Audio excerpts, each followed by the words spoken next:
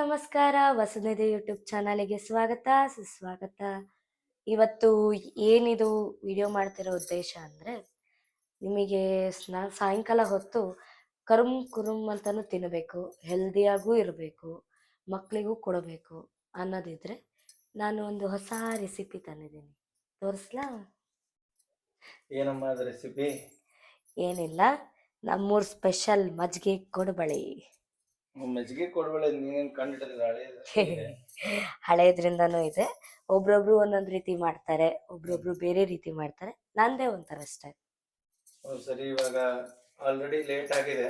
S, ಕಾಯ್ತಿದ್ದಾರೆ ತಿನ್ನೋದಕ್ಕೆ ಅಂತಾನೆ. So but ಜಾಸ್ತಿ ಹೊತ್ತು ಕಾಯಿಸೋದು ಬೇಡ, ಬೇಗ ಬೇಗ ಮಾಡಿಸು, ತೋರಿಸು ಜನರಿಗೆ. ಅದಕ್ಕೆ ಏನೇನ್ ಬೇಕು ಅಂತ ತೋರಿಸ್ತೀನಿ. ಮಜ್ಜಿಗೆ ನಾನು 1 ಲೋಟ ಮಜ್ಜಿಗೆ ತಗೊಂಡಿದ್ದೀನಿ. ಅಂದ್ರೆ 1 ಲೋಟ ಮೊಸರಿಗೆ 1.5 ಲೋಟ ನೀರ್ ಹಾಕಿ ಮಜ್ಜಿಗೆ ಮಾಡ್ಕೊಂಡಿದ್ದೀನಿ. ಜೀರಿಗೆ, ಕೊತ್ತಂಬರಿ, ಮೆಣಸಿನ್ಕಾಯಿ, ಅಕ್ಕಿ ಹಿಟ್ಟು. ಸರಿ, ಇವಿಷ್ಟೆಲ್ಲ ಹಾಕೊಂಡು ಸಿಂಪಲ್ ಆಗಿ ಮಜ್ಜಿಗೆ ಕೊಡಬಳೆ. ಎಷ್ಟು ಬೇಗ ಆಗುತ್ತೆ? 5 ಮಿನಿಟ್ಸ್ ಅಲ್ಲಿ ಆಗತ್ತೆ ನೋಡ್ರಿ. ಸರಿ, ರೆಡಿ ಮಾಡ್ತೀಯಾ? ಎಸ್, ಶುರು ಮಾಡ್ತೀಯಾ, ರೆಡಿ ಮಾಡ್ತೀಯಾ? ಎರಡೂ ಮಾಡ್ತೀನಿ ಬನ್ನಿ. ಸರಿ, ಈಗ ಕೊತ್ತಂಬರಿ ಮತ್ತೆ ಮೆಣಸಿನ್ಕಾಯಿನ ಸಣ್ಣ ಸಣ್ಣ ಸಣ್ಣಕ್ಕೆ ಚಾಪ್ ಮಾಡ್ಕೊಂಡ್ಬಿಡೋಣ. ಚಾಪ್ ಆಗೋರು ನಮ್ಗೆ ಏನಾದ್ರು ಒಂದು ಹೇಳು ವೀಕ್ಷಕರಿಗೆ, ತುಂಬಾ ದಿವಸ ಆಯ್ತು. ಹೌದು, ನಮ್ಮ ಮನೆಯವರು ಟ್ರಿಪ್ಪಿಗೆ ಹೋಗೋದನ್ನ ವಿಡಿಯೋ ಹಾಕಿದ್ರು, ಉಡುಪಿನ ತೋರಿಸಿದ್ರು. ನಾವೆಲ್ಲೂ ಟ್ರಿಪ್ಪಿಗೆ ಹೋಗಿಲ್ಲ, ಯಾವಾಗ ಕರ್ಕೊಂಡು ಹೋಗ್ತಾರೆ ಕೇಳಬೇಕು. ಇವಾಗ ಟ್ರಿಪ್ ಅಂದೆಲ್ಲ, ಎಸ್, ಎಲ್ಲಿ ಹೋಗ್ಬೇಕು ಹೇಳು? ಹಂಗೇನಿಲ್ಲ, ನಾನು ಸುಮ್ಮನೆ ಹೇಳಿದ್ದು. ಜಸ್ಟ್ ನಾವು ವೀಕ್ಷಕರಿಗೆ ಒಟ್ಟಿಗೆ ಹೋಗಿ ತೋರಿಸ್ಬೇಕು ಯಾವುದಾದ್ರೂ ಒಂದು ವಿಡಿಯೋನ ಅಂತ. ತೋರ್ಸೋಣ, ಅದ್ರಲ್ಲಿ ಏನಂತ. ಇವಾಗ ವಸುಧಾ ಅವರು ನೋಡಿ ಫುಲ್ ನೈಸಾಗಿ ಹೆಂಗೆ ಖಾರ ಏರಿಯೋದ್ರಲ್ಲಿ ಹೆಚ್ಚಿನ ಕೈ ನಾನು ಹೆಂಡತಿ. ಓ,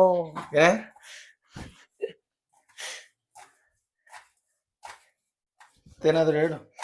ಹೆಣ್ಮಕ್ಳು ಖಾರ ಕೈ ಮಾಡ್ಕೊಳ್ಳೋದೆ ಗಂಡು ಮಕ್ಳು ಮಾಡ್ಕೊಳಕ್ಕಾಗತ್ತ? ಚುಪ್ಪ. ಆಗಿನ ಕಾಲದಲ್ಲಿ ಯಾಕೆ ನಳ ಮಹಾರಾಜರು ಅಂತಿದ್ರು, ನಳ ಮಹಾರಾಣಿಯರು ಅಂತ ಯಾಕೆ ಹೇಳ್ತಿರ್ಲಿಲ್ಲ? ಸೊ ಭೀಮಸೇನ್ ದೇವರ ಅನುಗ್ರಹ ಅದೆಲ್ಲ. ಭೀಮಸೇನ್ ನಾವು ಅನುಗ್ರಹ ಇದ್ರೆ ಗಂಡ್ ಮಕ್ಳ ತಾನೇ ಬಂದ್ ಅಡಿಗೆ ಮಾಡ್ಬೇಕು, ಹೆಣ್ಮಕ್ಳು ಯಾಕೆ ಡ್ಯೂಟಿ? ಅದು ಕಾಲಕ್ರಮೇಣ ಚೇಂಜ್ ಆಯ್ತು. ಇಲ್ಲಿ ನಮ್ಮ ಛೋಟಾ ಮೇಡಮ್ ಬಂದ್ರು, ವ್ಯವಸ್ಥೆ ಮಾಡ್ತದೆ. ಜಿಯಾ ಬೇಕಂತ ಅವ್ರಿಗೆ. ಬನ್ನಿ. ವಸುಧಾ, ಅಡುಗೆ ಅಂದ್ರೆ ಏನು? ನಿನ್ನ ಅಭಿಪ್ರಾಯ ಏನು? ಮನ್ಸಲ್ಲಿ ಯಾವ ರುಚಿ ಓಡತ್ತೋ ಅದನ್ನ ಕೈಯಲ್ಲಿ ಮಾಡೋದು. ಮನ್ಸಲ್ಲಿ ಯಾವ ರುಚಿ ಓಡುತ್ತೋ ಅದನ್ನ ಕೈಯಲ್ಲಿ ಮಾಡೋದು. ಓ, ಇದೊಂದು ಟ್ರೆಂಡ್ ಆಗತ್ತೆ ಹಂಗಂದ್ರೆ ಡೈಲಾಗ್. ನೋಡ್ರಿ ಫ್ರೆಂಡ್ಸ್, ಮನ್ಸಲ್ಲಿ ಯಾವ ರುಚಿ ಓಡುತ್ತೋ ಅದನ್ನ ಕೈಯಲ್ಲಿ ಮಾಡ್ಕೊಡ್ತೀನಿ, ಅದನ್ನ ಕೈಯಲ್ಲಿ ಮಾಡಿ ತಿನ್ಬೇಕಂತೆ. ಸೂಪರ್, ಇದೊಂಥರ ಚೆನ್ನಾಗಿದೆ. ತುಂಬಾ ವಿಷಯಗಳಿದೆ ತಿಳ್ಕೊಳ್ಳೋದು ನಿನ್ನಿಂದ. Thank you.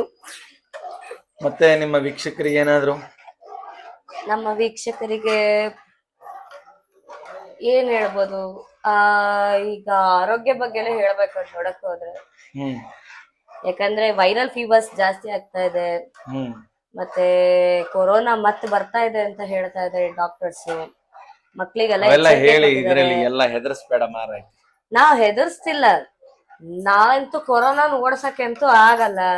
ಅದ್ರ ಬದಲು ನಮ್ಮ ಬಾಡಿಯಲ್ಲಿ ಇರೋ ಕೆಲವೊಂದು ಬ್ಲಡ್ ಸೆಲ್ಸ್ ನ ಇನ್ಕ್ರೀಸ್ ಮಾಡ್ಕೊಂಡ್ರೆ ನಾವು ಹೆಲ್ದಿಯಾಗೇ ಇರ್ತೀವಲ್ಲ. ಸೊ ಅದಕ್ಕೆ ಏನ್ ಮಾಡ್ಬೇಕು?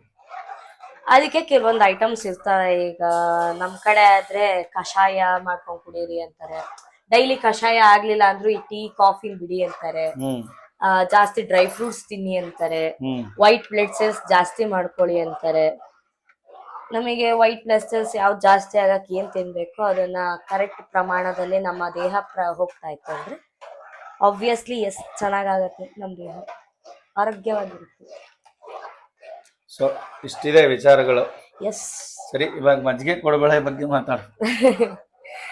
ನೋಡ್ರಿ, ಇದು ನೊರೆ ಬರ್ತಾ ಇದೆ. ಇನ್ನೊಂದ್ ಸ್ವಲ್ಪ ಕುದಿಲಿ, ಇನ್ನೂ ಕುದ್ದಿಲ್ಲ, ಬೆಚ್ಚಗೂ ಆಗಿಲ್ಲ. ಯಾಕಂದ್ರೆ ನಾನ್ ಇಟ್ಟಿದ್ದು ಅಲ್ಯೂಮಿನಿಯಂ ಪಾತ್ರೆ, ಅದು ಅದೇ ಬಿಸಿ ಆಗ್ಬೇಕಾದ್ರೆ ಲೇಟ್ ಆಗುತ್ತೆ. ಅಲ್ಯೂಮಿನಿಯಂ ಸ್ವಲ್ಪ ಬೇಗ ಬಿಸಿ ಆಗುತ್ತೆ. ಅಲ್ಯೂಮಿನಿಯಂ ಲೇಟ್ ಆಗಿ ಬಿಸಿ ಆಗತ್ತೆ, ಒಳಗಿರೋದನ್ನ ಲೇಟ್ ಆಗಿ ಬಿಸಿ ಮಾಡತ್ತೆ. ಗೊತ್ತಿಲ್ದಿರೋ ವಿಚಾರಗಳನ್ನ ತಿಳ್ಕೊಳ್ಳಿ ಎಲ್ರು. ಏನಾದ್ರೂ ಪ್ರಶ್ನೆಗಳಿದ್ರೆ ಯೂಟ್ಯೂಬ್ ಚಾನಲ್ ಅಲ್ಲೇ ಕೇಳಿ, ಅದಕ್ಕೆ ಚೆನ್ನಾಗಿ ರಿಪ್ಲೈ ಕೊಡ್ತಾರೆ. ಈಗ ಲೋ ಫ್ಲೇಮಲ್ಲಿ ಇದೆ, ಲೋ ಫ್ಲೇಮಲ್ಲಿ ಕುದೀತಾ ಇದೆ. ನಾವು ಚಾಪ್ ಮಾಡಿ ಇಟ್ಕೊಂಡಿರೋ ನಮ್ಮ ಮೆಣಸಿನ್ಕಾಯಿ ಮತ್ತೆ ಕೊತ್ತಂಬರಿನ ಹಾಕೋಣ. ಯಾಕಂದ್ರೆ ನೋಡಿ, ಯಾವುದೇ ತರಕಾರಿ ತಗೊಂಡ್ರು ತೊಳ್ಕೊಳ್ಳಿ, ಎಸ್, ತೊಳ್ಕೊಂಡು ಯೂಸ್ ಮಾಡಿ. ಕ್ಲೀನೆಸ್ ಮೇಂಟೈನ್ ಮಾಡೋಣ.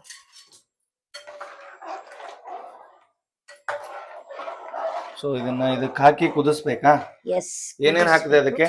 ಕೊತ್ತಂಬರಿ, ಮೆಣಸಿನ್ಕಾಯಿ, ಈಗ ನಮ್ಮ ಜೀರಿಗೆ. ಓಕೆ. For healthy. ಯಾಕಂದ್ರೆ ಮಜ್ಜಿಗೆ ತಂಪು, ಜೀರಿಗೆ ಸ್ವಲ್ಪ ತಂಪನ್ನ ಹೊಡೆಯತ್ತೆ. ಹಾಗಾಗಿ ಎಲ್ಲರೂ ಸೇವಿಸ್ಬೋದು. ರುಚಿಗೆ ತಕ್ಕಷ್ಟು ಉಪ್ಪು ಹಾಕಿ. ನಿಮ್ ಸ್ವಲ್ಪ ಕೈ ಸಣ್ಣದೇ ಇದೆ, ಸ್ವಲ್ಪ ನಿಧಾನ ಚೆನ್ನಾಗಿ ಹಾಕಿ.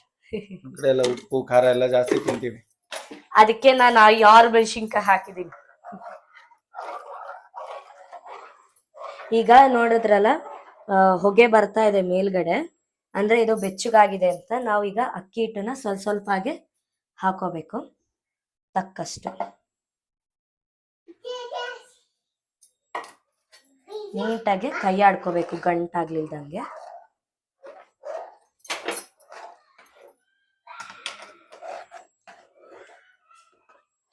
ಈ ಮುದ್ದೆ ಮಾಡ್ತಾರಲ್ಲ, ಸೇಮ್ ಹಂಗೆ.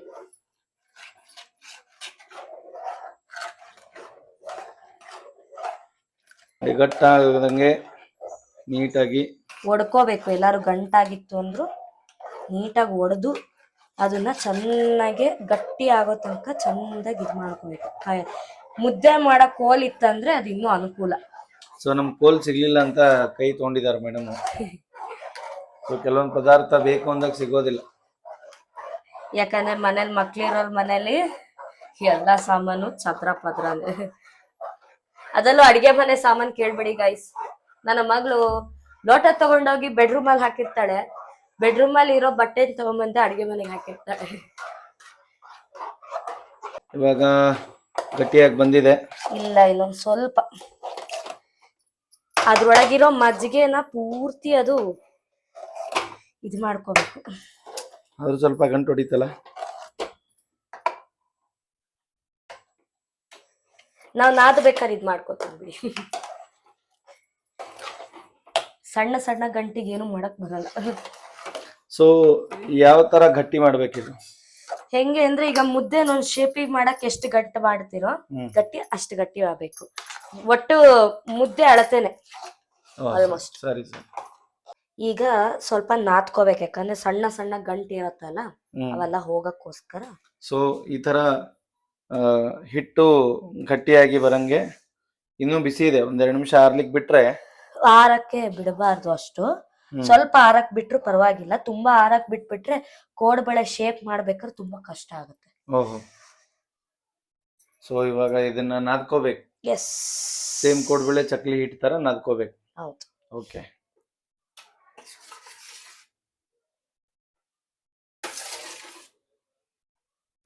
ನಾನು ಸ್ವಲ್ಪನೇ ನಾದಿ ಕರಿತೀನಿ, ಎಣ್ಣೆ ಕಾಯಕ್ಕೆ ಇಟ್ಬಿಡೋಣ ಅಷ್ಟರೊಳಗೆ.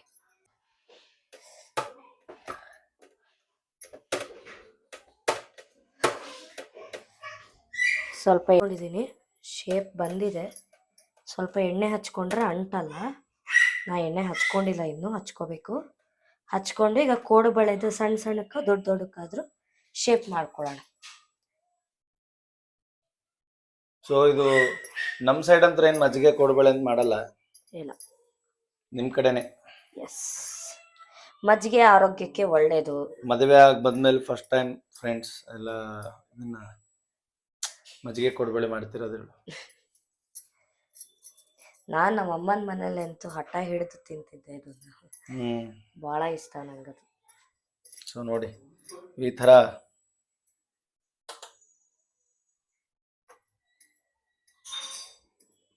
ತುಂಬಾ ಅಂಟತ್ತೆ, ನಿಧಾನಕ್ಕೆ ಮಾಡ್ಬೇಕು ಪೇಷನ್ಸ್ ಇಂದ.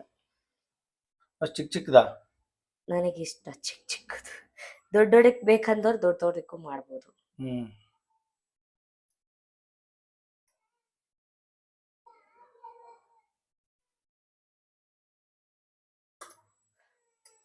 ಸ್ವಲ್ಪ ದೊಡ್ಡದೇ ಮೇಡಮ್, ತೊಂದರೆ ಇಲ್ಲ.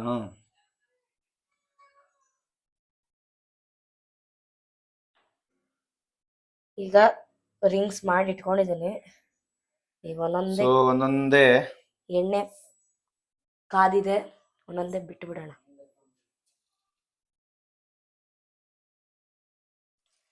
ಸೊ ತಿನ್ನೋದಕ್ಕೆ ಯಾವ ತರ ಟೇಸ್ಟ್ ಇರುತ್ತೆ? ಒಳಗಡೆ ಸಾಫ್ಟ್, ಹೊರಗಡೆ ಕ್ರಂಚಿ. ಓಕೆ, ಅಲ್ಲ ಟೇಸ್ಟ್ ಖಾರ ಹಾಕೊಂಡವರಿಗೆ ಖಾರವಾಗಿರುತ್ತೆ, ಇಲ್ಲ ಅಂದ್ರೆ ಮಜ್ಜಿಗೆ ಟೇಸ್ಟ್ ಚಂದ ಬರುತ್ತೆ. ಹೌದಾ? ಸೊ ಇವಾಗ ಮಾಡ್ತಾ ಇದ್ರೆ ಬಾಯಲ್ಲಿ ನೀರು ಬರ್ತಾ ಇದೆ. ಎಸ್. ಸೊ ಯಾವ ಫ್ಲೇವರ್ ತರ ಇದನ್ನ ಮಾಡ್ಬೇಕು, ಕರಿಬೇಕು ಇದನ್ನ? ನೀ ಹೆಂಗಾದ್ರೂ ಆಯ್ತು, ಬಟ್ ಸ್ಟಾರ್ಟಿಂಗ್ ಲೋ ಫ್ಲೇಮ್, ಆಮೇಲೆ ಹೋಗ್ತಾ ಹೋಗ್ತಾ ಹೈ ಫ್ಲೇಮ್ ಇಟ್ಕೊಂಡ್ರೆ ಚೆನ್ನಾಗಾಗತ್ತೆ. ಯಾಕಂದ್ರೆ ಒಳಗಡೆನೂ ಬೇಯಬೇಕಲ್ಲ. ಕೋಡ್ಬಳೆ ಮಾಡೋದ್ರಲ್ಲಿ ನಮ್ಮ ಮಗಳು ಯಾವ ಪರಿಸ್ಥಿತಿಗೆ ಇದನ್ನ ತಂದು ಇಟ್ಬಿಟ್ಟಿದ್ದಾಳೆ ಅಂದ್ರೆ, ಮನೆ ಇವಳು ಎಲ್ಲಿದ್ದಾಳೆ ಅಂತಂದ್ರೆ ಇಲ್ಲಿದ್ದಾಳೆ ನೋಡಿ. ಏನ್ ಮಾಡಿದ್ಯಮ್ಮ ಈಗ ಮನೇಲಿ? ಏನ್ ಮಾಡ್ದೆ? ಏನ್ ತಿಂತಿದ್ಯಾ? ನೋಡಿ, ಎಲ್ಲಾ ಕಡೆ ಹಿಟ್ಟು ಮಜ್ಜಿಗೆ ಇವ್ರನ್ನೆಲ್ಲ ಇಟ್ಕೊಂಡು ನಾವು ಯೂಟ್ಯೂಬ್ ಚಾನಲ್ ಅಲ್ಲಿ ಲಾಗ್ಗಳು ಬಿಡ್ಬೇಕು. ಎಣ್ಣೆ ಬಿಸಿ ಆಗಿದೆಯಾ, ನೀ ಬಿಸಿ ಆಗಿದೆಯಾ ಮಂದಿ ಹೊಸದ? ಎಣ್ಣೆ ಬಿಸಿ ಆಗಿದೆಯಾ, ನೀನ್ ಬಿಸಿ ಆಗಿದೆಯಾ? ಎಣ್ಣೆ ಸತ್ಯ ಸತ್ಯ ಹೇಳು. ಸತ್ಯ. ಈಗ ನೋಡಿದ್ರಲ್ಲ, ಇದು ಕೆಂಪಾಗಲ್ಲ, ಅಷ್ಟು ಕೆಂಪಾದ್ರೆ ಒಳಗಡೆನೂ ಕಟ್ಟಿ ಕಟ್ಟಿ ಆಗ್ಬಿಟ್ಟಿರುತ್ತೆ. ಸ್ವಲ್ಪ ಮೆತ್ತಗಿರ್ಲಿ ಅಂತ ನಾನೇ ತೆಗ್ದಿದ್ದೀನಿ ಈಗ. ನೋಡಿ ಗೈಸ್, ನಮ್ ರಿಂಗ್ಸ್ ಹೆಂಗ್ ಬಂದಿದೆ. So shape okay, so but taste ನೋಡ್ಬೇಕು ಹೆಂಗಿರುತ್ತೆ. ಎಸ್. ಕರುಮ್ ಅನ್ನೋ ನಮ್ಮ ಮಜ್ಜಿಗೆ ಕೋಡ್ಬಳೆನ ನೀವು ಮಾಡ್ಕೊಳ್ಳಿ, ತಿನ್ನಿ. ಸೊ ಇದೇನಿದು? ಗ್ರೀನ್ ಚಟ್ನಿ. ಓಹ್, ಅದು ಯಾವಾಗ ಮಾಡಿದೆ? ಪುದೀನ ಚಟ್ನಿ ಮಾಡಿದ್ಯಾ? ಸೊ ಏನ್ ಹೇಳಲಿಕ್ಕೆ ಇಷ್ಟಪಡ್ತೀಯ? Healthy snacks.